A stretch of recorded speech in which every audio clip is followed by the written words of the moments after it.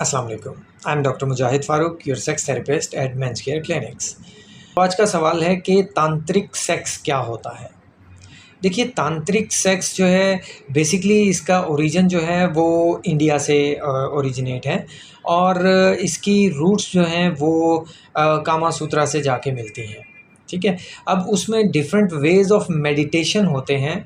जिस तरह से आप मेडिटेट करने के लिए आप योगा करते हैं, आप मुख्तलिफ़ किस्म के जो है वो साइलेंस एरियाज़ में जाके अपने फ़ोकस बढ़ाने की एक प्रैक्टिस करते हैं, एक्सरसाइज़ेज़ करते हैं, वो बहुत सारी चीज़ें हो सकती हैं।